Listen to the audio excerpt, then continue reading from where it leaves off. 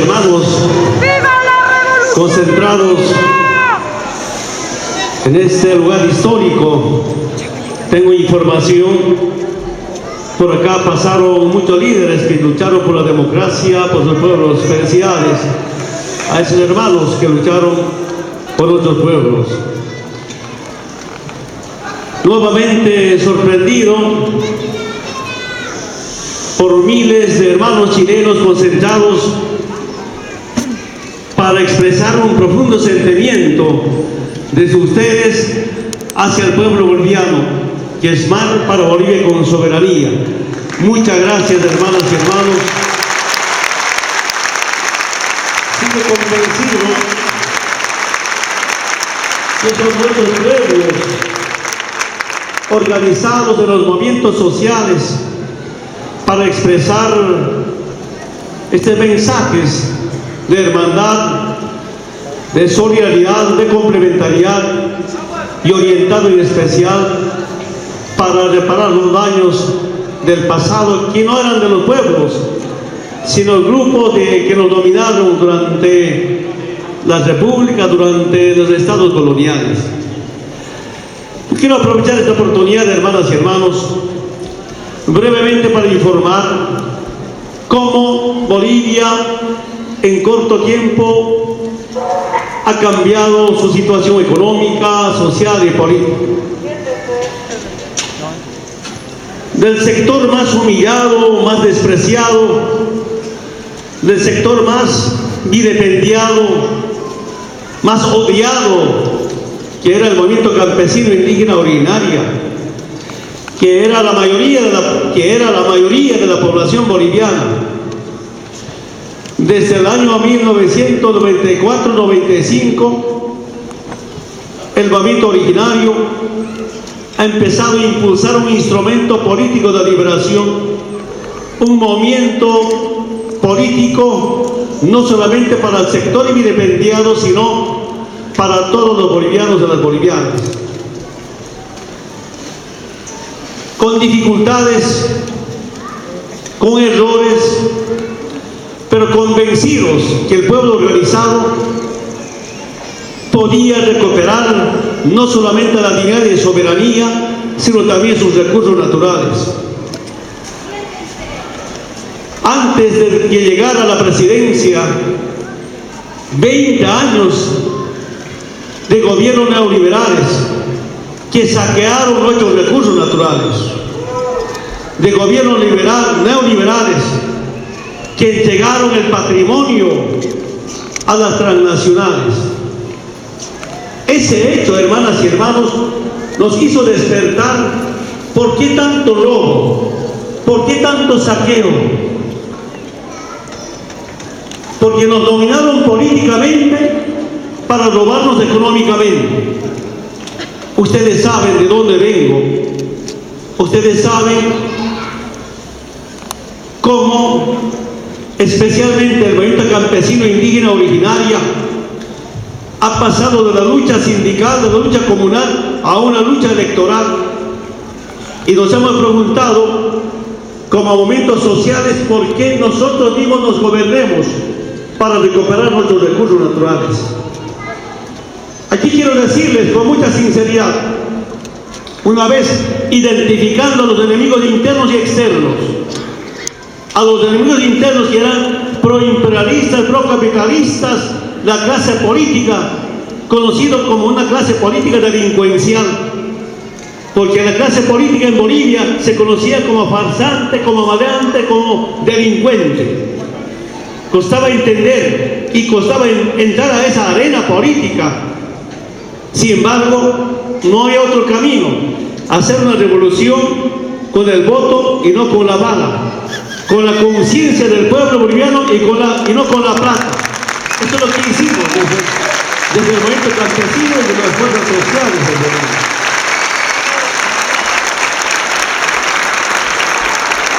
Había un robo a nuestros recursos naturales mediante un modelo neoliberal.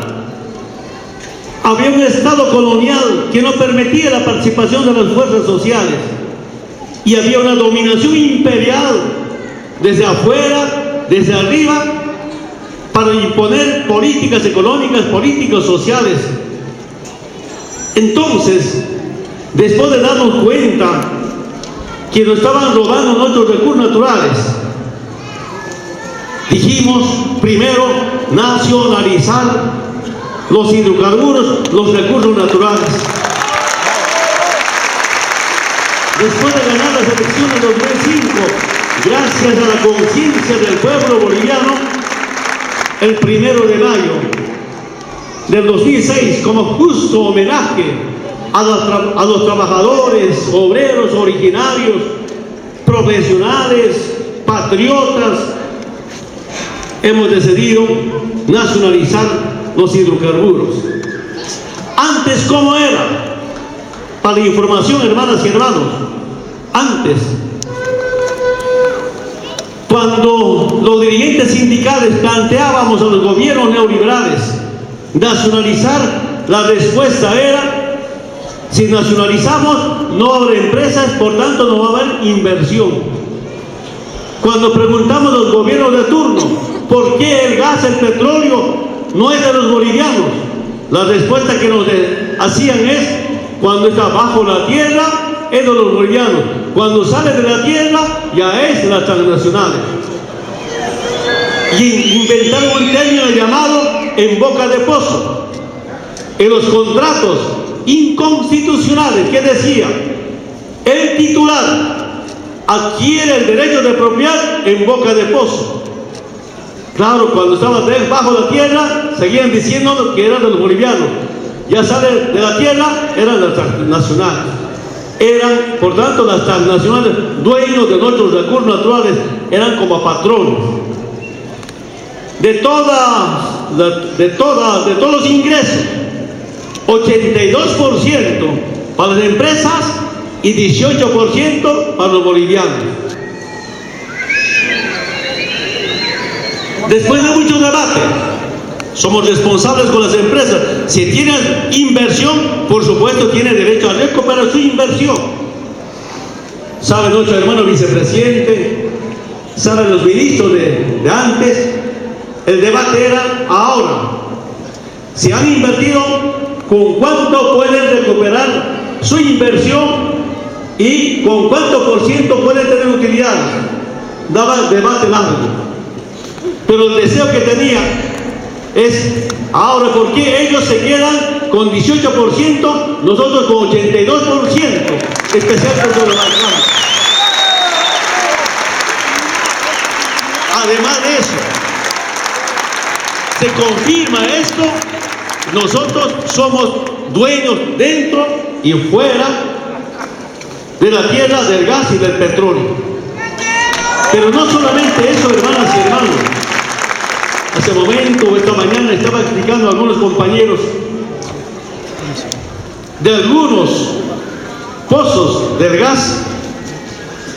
Los bolivianos por ahora nos quedamos con 85% y 15% para las empresas. Escúcheme bien, de los 15%, 8% es como las utilidades. El 7%, si esa empresa ha invertido, el 7% es pagar la inversión. El día que paguemos la inversión con el 7%, Bolivia se quedará con 92% y la empresa con 8%. Ahora las empresas prestan servicio. Hermanas y hermanos, solo quiero decir a nuestra experiencia qué tan importante ha sido que los recursos naturales sean de los bolivianos, qué tan importante ha sido que los recursos naturales no renovables sean del pueblo y no en manos de las transnacionales, y que ellos no se deben las utilidades. Ese hecho nos ha liberado económicamente. Solo comentarles: durante todo el tiempo neoliberal, el gabinete económico, el equipo económico de los gobiernos, prestarse plata para pagar sueldos, especialmente para aguinaldos. Después de políticas de austeridad, después de trabajar bastante, desde el primer momento, del primer año de mi gobierno, acuerdo de nuestro gobierno en Bolivia, después, que el primer año hemos nacionalizado el gobierno nacional, y los 8 años no tuvimos déficit fiscal, ni siquiera nos hemos prestado plata para pagar el sueldo de aguinaldo. Y el año pasado ya hemos empezado a pagar más bien doble aguinaldo a nuestros trabajadores en Bolivia. Ya antes se prestaba plata para pagar aguinaldo. Saludamos, respetamos el PIB del pueblo chileno, PIB per cápita, respetamos. Cuando llegamos al gobierno, PIB per cápita eran 800, 900 dólares. Ahora, PIB per cápita son más de 3.000 dólares. Como en corto tiempo hemos crecido. Eso no había antes. La renta petrolera era apenas 300 millones de dólares en 2005, antes que sea presidente. De lo que generaba como 1.000 millones de dólares, solo quedaba como 300 millones de dólares, regalías, impuestos y otros ingresos. El año pasado, quiero decirles con mucha satisfacción, la renta petrolera ha llegado a 5.500 millones de dólares. Este año está estimado a pasar más de 6.000 millones de dólares. Cuando nos decían los gobiernos de turno, si se nacionaliza, no va a haber inversión en tema de hidrocarburos. En 2005 la inversión estaba programada como 200 millones de dólares. El año pasado como 2.000 millones de dólares. Ahora con nuestra plata está programada inversión como más de 3.000 millones de dólares. En vano nos dijeron, si se nacionaliza no va a haber inversión pública. Ahora nosotros invertimos para seguir mejorando la producción de hidrocarburos, especialmente del gas. Falsamente nos hicieron creer, si se nacionaliza no va a haber inversión, más bien la inversión crece casi con 10-15% en los rubros. Pero hay una diferencia. Nos dirán dónde están esos ingresos. Antes, la poca riqueza se privatizaba, la poca riqueza se quedaba en manos del privado, en manos de la oligarquía. Ahora la riqueza se socializa, se democratiza. Esa plata vuelve al pueblo boliviano mediante transferencias o mediante bonos y rentas. Ese también nos ha permitido mejorar la situación social para seguir reduciendo la pobreza, la extrema pobreza, programas sociales, temas de servicios básicos. Servicios básicos estaban totalmente privatizados. Agua, teléfono, energía. Y nosotros dijimos desde los movimientos sociales, todos los servicios básicos es un derecho humano. No puede ser privatizado ni agua, ni luz, ni teléfono. Ese debe ser un servicio del Estado boliviano. Nacionalizamos el ente de comunicación, nacionalizamos las plantas hidroeléctricas que hemos recuperado. Imagínense, desde el momento que hemos llegado al gobierno, ahora no sube la tarifa ni de agua ni de luz. Más bien el año pasado la luz sigue rebajando, cuando está en manos del Estado, la administración, y no en manos del sector privado. Y qué tan importante ha sido que los servicios básicos sean un servicio público y no un negocio privado, compañeras y compañeros. Eso nos ha ayudado bastante para también atender a las familias más pobres.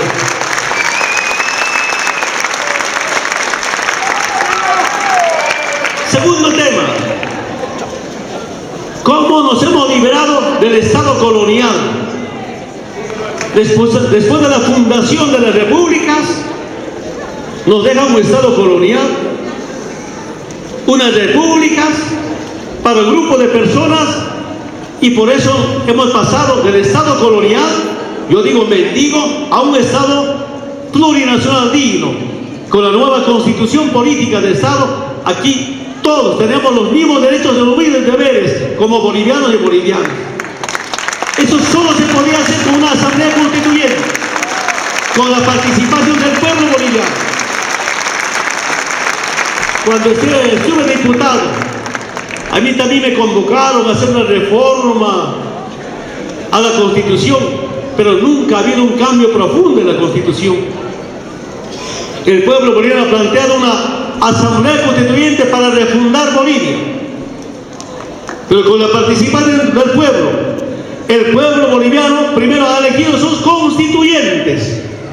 Partidos, agrupaciones tienen derecho a presentarse. Es un derecho constitucional tener su partido, su agrupación ciudadana para participar en las elecciones.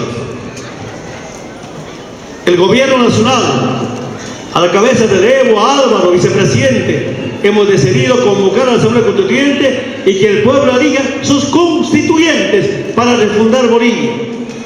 Tuvimos muchos problemas, ha habido mucha resistencia, especialmente algunos terratenientes, especialmente algunos que hacen la política para un negocio, que hacen política para beneficio. Y nosotros dijimos, la política no es negocio ni beneficio, la política es servicio, esfuerzo, es sacrificio por nuestro pueblo. Eso es lo que hemos entendido de la política. Y para cambiar esas normas, debate profundo, ahí yo quiero saludar a la Central Obrera Boliviana, al movimiento indígena campesino originaria, algunas universidades, algunos estudiantes, no siempre todas, se sumaron a defender la Asamblea Constituyente para refundar Bolivia. Refundamos Bolivia con la fuerza del pueblo. El pueblo debate, se socializa, tuvimos problemas serios, algunos grupos no permitieron que acabe la Asamblea Constituyente en Sucre, capital histórica de Bolivia, capital del Estado plurinacional, por grupos, no era todo el pueblo chuquisaqueño. Igual otro departamento garantiza, termina una propuesta de constitución y por primera vez este proyecto de nueva constitución de refundación sometemos a consideración del pueblo mediante un referéndum y gana esta constitución casi con 70% de la conciencia del pueblo boliviano para refundar de esta manera liberarnos del Estado colonial.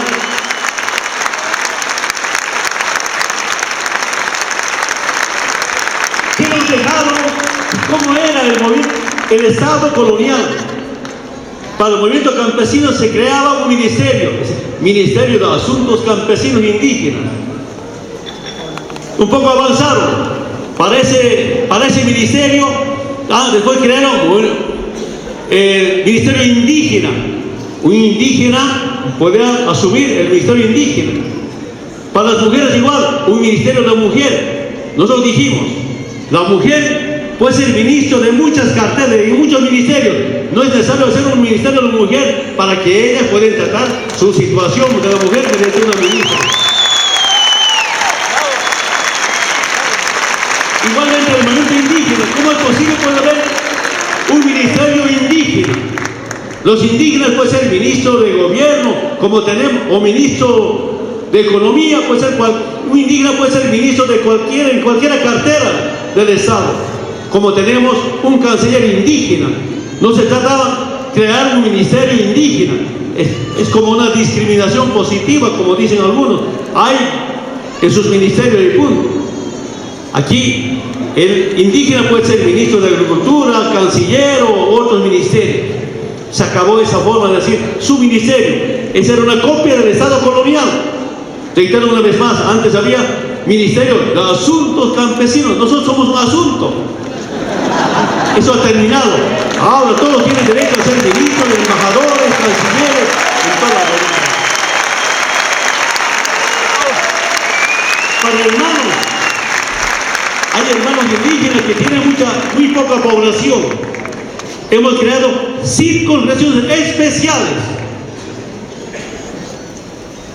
En ese momento, cuando se presentan las elecciones, en las circunscripciones especiales, un hermano indígena es diputado con 500, 600, 700 votos. Otro hermano puede ser diputado en la ciudad con 170.000 votos, porque hay participación del pueblo, de los movimientos indígenas, especialmente más abandonados. Se presentan las elecciones, gana, saca unos 500, 600, creo, el diputado con poca votación ganó así, me acuerdo, con los 300 votos, frente a otro diputado que ha ganado con 150.000 o 180.000 votos. Pero los dos tienen los mismos derechos. Hermanas y hermanos, se acabó esa forma de discriminar, porque queremos que también nuestros hermanos indígenas estén en la Asamblea Legislativa Plurinacional como diputados y como senadores. Yo me acuerdo cuando llegué en 97 como diputado, una vez, como siempre, donde debatimos la sala de los diputados, hay que ir al baño, me encontré con un diputado de la ADN. Yo estaba haciendo baño, el diputado de hecho me ha visto, media vuelta se ha ido. Es decir, tenía una mentalidad, ¿cómo al lado de un indio puede ser baño? Pero no había un baño para los indios o de indígenas. Obligado teníamos que hacer baño en un solo lugar. Pero se escapaba. Y a mí me sorprendió, estaba hablando de títulos de vida cuando era diputado de la ADN. No podía entender. Pero eso ahora ha terminado. Entonces, ¿cómo realmente hemos incluido los movimientos sociales mediante la Asamblea Constituyente? Una Asamblea Constituyente que ha refundado Bolivia, que hemos pasado de ese Estado colonial al Estado plurinacional. Hermanas y hermanos, el tercer paso, antes, la Embajada de Estados Unidos decidía. La Embajada de Estados Unidos conspiraba. Y aquí valga la reflexión. Ahora que las Fuerzas Armadas, casi en todos los países de América Latina y el Caribe, no pueden ya prestarse a los intereses del imperio haciendo golpes de Estado, después vuelvan a las dictaduras militares, ¿qué está haciendo el imperio? ¿Cómo financiar el enfrentamiento de un pueblo? ¿Cómo financiar un conflicto social? Y después dice, no, ya es hora de la intervención de cascos azules o la OTAN. Es otra forma de hacer golpes ahora en el mundo. Todo viendo sus recursos naturales. Ustedes saben por demás lo que está pasando en algunos continentes. Quiero comentarles, en un encuentro de los movimientos sociales del Estado plurinacional hace 2 años decidieron que los médicos trabajaran 8 horas en Bolivia. Algunos se han opuesto, ha habido un conflicto de 3 o 4 semanas. Y algunos supuestos analistas políticos que siempre están en los medios de comunicación en Bolivia no son analistas políticos, son políticos fracasados de la derecha. Después de 2 años, después de 2 o 3 semanas de conflictos que hubo en Bolivia con el tema de los médicos, esos analistas dicen, ya es hora de la intervención de cascos azules en Bolivia. Imagínense. ¿Cómo quieren planificar? Entonces, hermanas y hermanos, ¿qué hicimos? El primer año bien con la Embajada de Estados Unidos, pero la Embajada de Estados Unidos en contacto permanente con partidos pro-imperialistas, pro-capitalistas. Cuando hay un conflicto, era apareciendo para fortalecer a ese partido de la derecha. El separatismo. Entonces dijimos finalmente, ¿hasta cuándo el embajador va a seguir conspirando? Nuestro gran deseo es que tengamos relaciones con todo el mundo, pero relaciones de respeto, no de imposición. Necesitamos patrones en Bolivia. Antes, los comandantes de las Fuerzas Armadas y de Policía Nacional tenían que tener aval de la Embajada de Estados Unidos para ser comandante. Si no hay visto bueno de la Embajada, no podían ser comandantes. Los ministros de Economía, los ministros de Gobierno o del Interior, aval de la Embajada. Y a veces ellos decidían cambiar al ministro. Y había una base militar de Estados Unidos en la zona del trópico de Cochabamba. Además de eso, quiero contarles, el año 1993 al 97, un vicepresidente por entonces, que el presidente ha viajado al exterior, el presidente quería entrar a Chimoré y el aeropuerto de Chimoré estaba bajo el control de la embajada de Estados Unidos. Este vicepresidente no había pedido permiso de la embajada de Estados Unidos para entrar a Chimoré, y como no había permiso, cuando llegó a esa zona no había permiso y no podía darse media vuelta a Cochabamba. Tenía que pedir permiso para entrar a Chimoré, donde estaba la base militar de Estados Unidos. Imagínense cómo era el dominio. Quiero decirles, yo he ido al cuartel en 1978 y en el cuartel a mí me enseñaron: ningún extranjero uniformado, armado aquí pueda estar en Bolivia, salvo el Congreso pueda aprobar temporalmente. Pero la DEA de Estados Unidos, uniformado, armado, mandaban a las Fuerzas Armadas, mandaban a la policía, además de eso. Y hay que pedir permiso para entrar a ese cuartel de Chimoré, donde estaba la base militar de Estados Unidos. Quiero decirles, este hecho nos hizo reflexionar profundamente. Yo decía, ¿cómo aquí los gringos armados, uniformados, vengan a dominarnos y mandar a las Fuerzas Armadas, mandar a la policía? Y la lucha ya no era desde la región por la hoja de coca, por los derechos humanos o por los recursos naturales, sino sobre todo por nuestra dignidad y soberanía. Seremos un país pequeño, llamado en vías de desarrollo, pero por encima de nuestra situación social o económica está nuestra dignidad y soberanía. Luchar por la dignidad y soberanía nos ha permitido como unirnos, organizarnos para dar esa batalla. Entonces, cuando ya empezó la Asamblea Constituyente, el embajador conspirándonos, el embajador de Estados Unidos buscando el divisionismo, ha venido de otros países, de otros continentes, expertos para dividir. Quiero contarles un recuerdo. Está nuestro canciller David. Yo tenía un acto con los jóvenes. Estaban ahí un acto de los jóvenes en el palacio, el tema del empleo, preparar. Estaba hablando del programa social. Los jóvenes no aplaudían nada, pero yo estaba cansado que el embajador de Estados Unidos siga conspirándonos, financiando a los partidos de la derecha para que no termine la Asamblea Constituyente, para que fracase la Asamblea Constituyente. Sin preguntar al canciller ni al vicepresidente, yo dije: declaramos persona no grata al embajador, y que sea el embajador de Estados Unidos de Bolivia. No queremos embajador de Bolivia.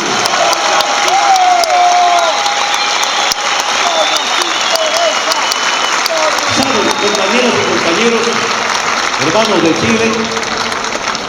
Ese momento mi canciller había estado reunido con el embajador en la Cancillería. Yo no sabía. Y yo salí después del acto, estaba pasando por la puerta de Cancillería porque tenía que llegar a otro departamento con temas de gestión, y le llamo al canciller: hermano canciller, comunica de manera oficial que se ha declarado persona no grata, no deseable al embajador. Entonces, comunique por favor. Y él me dice: ahorita estoy con el embajador de Estados Unidos.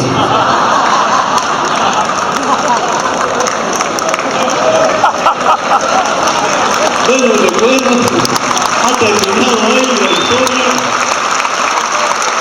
Y solo quiero decirles, ahora, sin embajador de Estados Unidos, sin la DEA de Estados Unidos, estamos mejor políticamente. Ya no hay golpe de Estado, ya no hay conspiración desde arriba y afuera. Es decir, en nuestra experiencia, compañeras y compañeros, qué tan importante ha sido la unidad del pueblo, la conciencia del pueblo. ¿Y por qué le digo la conciencia del pueblo? Mi primera candidatura a la presidencia dio en el 2002.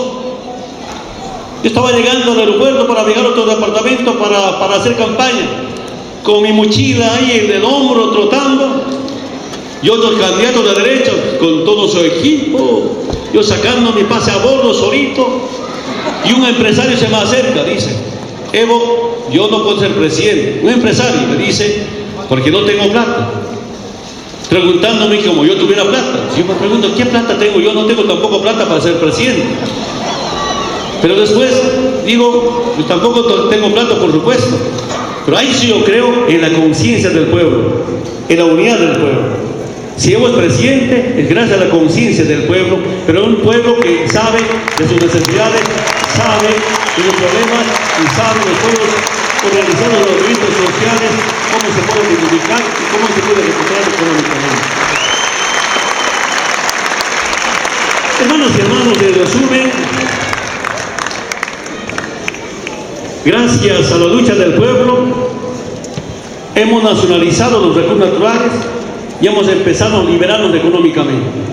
Por supuesto, necesitamos inversión, cooperación, pero ya no hay mendicidad, ya no hay ese estado mendigo, ya no hay ese estado limosnero. Es un estado plurinacional digno que hemos empezado a dignificarnos económicamente. Mi experiencia, creo no es importante solo liberarnos culturalmente, socialmente, si a esa liberación social y cultural acompañamos con una liberación económica, con una liberación financiera. Esas dos liberaciones permiten que los pueblos pueden liberarse. Porque usted sabe por demás, sé que está en partidos de izquierda, movimientos sociales, felicitamos por personalidades intelectuales, al margen de gritar mal para Bolivia, siento, escucho eso. También el proceso de liberación del pueblo chileno. Saludamos, admiramos a los movimientos sociales para gestar esta gran liberación del pueblo. Es cierto, tenemos una responsabilidad. ¿Cómo acompañar a la liberación económica, social? ¿Cómo acompañar a la liberación cultural con la liberación científica? El tema, la parte tecnológica, esa es otra responsabilidad. Y quién sabe, los presidentes, los gobiernos deberían debatir profundamente este tema de la liberación tecnológica en especial. Siento que hay una enorme responsabilidad todavía. Hermanas y hermanos, ¿qué puedo decirles? Contarles esta nuestra historia. Ustedes saben, ahora estamos avanzando bastante bien, pero también ha sido importante las políticas sociales. Esas políticas sociales, como a ver, para la gente que nunca ha tenido oportunidad, pequeños programas, pequeñísimos, que un pequeño programa productivos, el Estado del 70%, 80%, un aporte de los beneficiarios del 20 o 30%. Nos ayuda bastante para dar oportunidad. Sé que no es suficiente, pero estamos avanzando. Los datos que demuestran eso, se ha reducido bastante la pobreza, la extrema pobreza, pero no solamente ahora debemos trabajar y luchar para reducir la pobreza, sino para buscar la igualdad.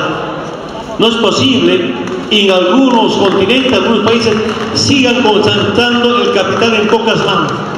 Millonarios no dice nada. Sería importante, compañeras y compañeros, como hace un momento decía, tenemos la obligación de cómo gestar una nueva tesis política para el mundo. Si somos dirigentes sindicales, responsables de la vida, responsables de la humanidad y responsables también del planeta Tierra. Conozco alguna tesis también, pero no es suficiente ahora.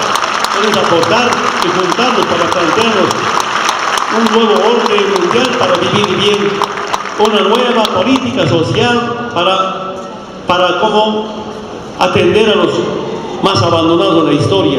Esa no es lucha como nosotros como dirigentes sindicales y ahora algunos batallando desde la presidencia. Hermanas y hermanos, el tema del mar es la segunda vez que me sorprende. Yo quiero decirles, hoy día he llegado con mucho miedo a Chile. No miedo a nuestras autoridades. La vez que estuvimos en la transmisión de mando de Piñera, de Bachelet a Piñera, ha temblado, 2 veces ha temblado, tenía mucho miedo, ahora ya no tiembla felizmente, ya no ha temblado. Hermanas y hermanos, yo siento que va creciendo ese sentimiento de personalidades,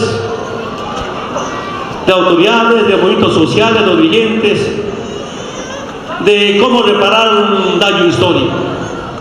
repito nuevamente, revisando la historia, no eran los pueblos que nos hemos invadido, sino son intereses externos que nos enfrentaron, y siempre había pasado eso casi en todas partes. Los pueblos como instrumentos de las transnacionales, de intereses europeos, existe todavía esta situación. Y saludo la forma de cómo buscar soluciones de pueblo a pueblo. Ojalá los organismos internacionales, ojalá podamos mejorar el trabajo conjunto para nuestros pueblos. Pero imagínense, somos dos pueblos, dos países, vecinos y hermanos. ¿Y cómo podemos vivir con cierta desconfianza? No entiendo, y hay que superar. Yo sí he convencido, la integración de Sudamérica o toda América Latina y el Caribe pasa por la solución de estos problemas, como tema del mar. Sin integración, verdadera integración, pasará por la solución del tema del mar.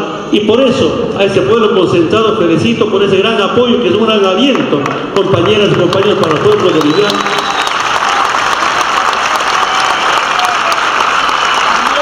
Yo me acuerdo, en 2006, que por primera vez visité Chile con motivo también de transmisión de mando. Me invitaron a un acto como esto, no sé si era este Coliseo, creo en otro Coliseo. A mí me ha sorprendido. Y ese grito que hacían los compañeros, que era poco, ahora es mucho más. Felicidades, muchas gracias. Y se imaginan los hermanos bolivianos cómo sentían. Y decían, no habían estado solos. En Chile hay hermanos que apoyan, y de verdad nos apoyan. Agradecer a nombre del pueblo boliviano de este acto. Quiero decirles, yo vengo evidentemente por invitación del gobierno saliente a la transmisión de mando, y vengo sobre todo, como con el nuevo gobierno, crear confianza para trabajar de manera conjunta en bien de nuestros pueblos. Yo aprendí, compartir lo poco que tenemos, trabajo de complementariedad y de solidaridad entre pueblos. Ese es mi gran deseo, ojalá podamos lograr, pero tengo mucha esperanza con el gobierno, cómo avanzar a trabajar y entendernos, no para que gane Evo ni el gobierno de Chile, que gane nuestros pueblos. Es el gran deseo que tenemos. Ser presidente de eso, que gane nuestros pueblos. Es el trabajo, compartir el país, el trabajo. Por supuesto, cada país tiene su propia particularidad. Somos tan diferentes. Por eso creo que hay que construir un continente plurinacional, porque somos tan diversos, compañeras y compañeros. No solo suficiente que un país tenga este tema de la plurinacionalidad. Y mi deseo, compañeros, seguir trabajando, y de verdad decir muchas gracias por esta solidaridad, por este apoyo y por esta fortaleza que nos dan. Esperamos que todos puedan escuchar este profundo sentimiento más por Bolivia. Hermanas y hermanos, para terminar, quiero que vivan los movimientos sociales de Chile, que viva el pueblo chileno, ¡Que viva la hermandad entre Bolivia y Chile! Muchas gracias.